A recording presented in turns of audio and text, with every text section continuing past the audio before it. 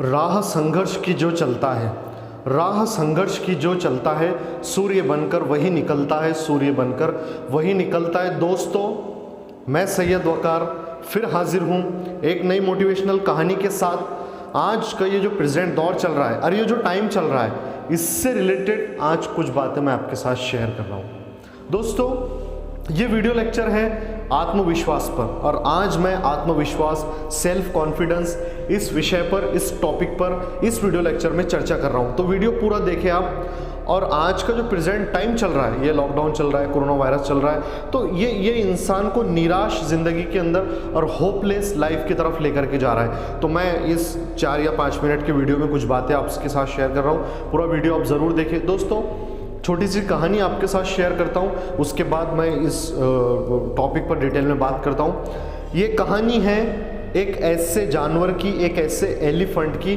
कि जो बचपन से ही इसलिए तैयार किया गया था। एक राजा ने, एक शासक ने एक एलिफेंट को, एक हाथी को तैयार किया अपनी जंग में लड़ने के लिए।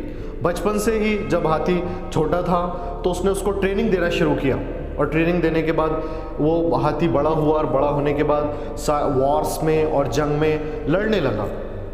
लड़ने के बाद बहुत सारी जंग बादशाह जीता, और उस हाथी की बहुत ज़्यादा सहायता, बहुत ज़्यादा मदद मिली शासक को, उस राजा को अपनी जंगों को जीतने के लिए। लगभग हाथी हर जंग जीतता रहा और उस शासक की, उस राजा की मदद करता रहा। एक दिन ऐसा हुआ कि हाथी स्लोली, ग्रेजुअली अपने बुढ़ापे की तरफ बढ़ने लगा। उसकी जो उम्र थी वो ढलने लगी। जैसे हम कहते हैं ना, as day night life go to decline. तो शायद वो हाथी बूढ़ा होने लगा, और बूढ़ा होने के बाद राजा ने ये फैसला लिया कि अब इस हाथी को जंग में ना भेजा जाए, इससे एक ऐसी जगह रखा जाए जहाँ पे ये अपनी जो बाकी ज़िंदगी अच्छे से गुजार सके। हाथी को एक ऐसी जगह भेज दिया गया कि जहाँ पे कुछ इंसान थे, कुछ लोग थे, वो उसकी खिदमत करते, उसका जो भी फूड है, जो भी उसका फीडिंग है, वो पूरा करते, और ऐसा सिस्टम चलते रहा।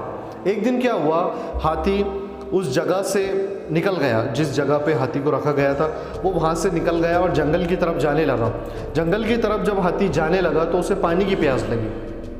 पानी की प्यास लगी तो जंगल के अंदर एक ऐसा पानी का झीरा मिला, और पानी को देखकर वो हाथी उस पानी को पीने लगा। हाथी थोड़ा अंदर गया पानी के अंदर, और पानी के अंदर जाने के बाद हाथी वो जगह थोड़ी दलदली होने के कारण डूबने लगा।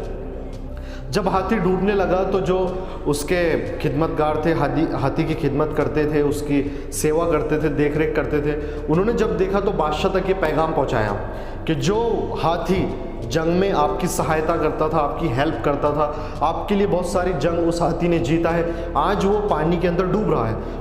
वो राजा, वो शासक अपने सभी सोल्जर्स की, सिपाहियों के साथ उस पानी के पास पहुंचता है, और पहुंचने के बाद ये कहता है और ये ऑर्डर देता है कि उस हाथी को बचाया जाए।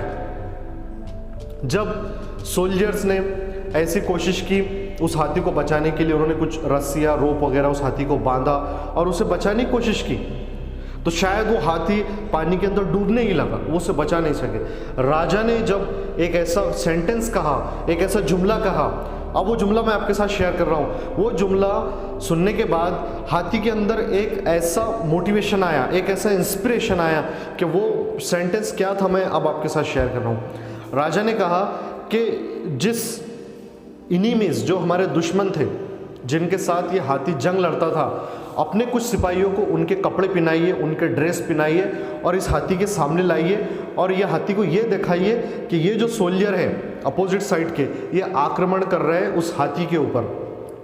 कुछ सोल्जर्स को तैयार किया गया, अपोजिट साइड के जो दुश्मन थे, इनिमीज थे, उनके कपड़े उन सोल्जर्स को पहनाया गया, और पहनाने के बाद उन्होंने ये कोशिश की कि वो उस हाथी के ऊपर हमला कर रहे हैं, आक्रमण कर रहे हैं। जैसे ही हाथी ने देखा कि दुश्मन अपनी तरफ आक्रमण कर रहे हैं, तो हाथी ने अपने पूरे आत्मविश्वास को, अपने सारे सेल्फ कॉन्फिडेंस को एक जगह जमा किया, और जमा करने के बाद उस पानी से वो निकल गया, और निकलने के बाद वो उन सोल्जर्स पे हमला करने लगा। कुछ टाइम के बाद उस हाथी को आक्रमण करने से राजा ने रोक लिया, और रोकने के बाद वो हाथी शांत हो गए।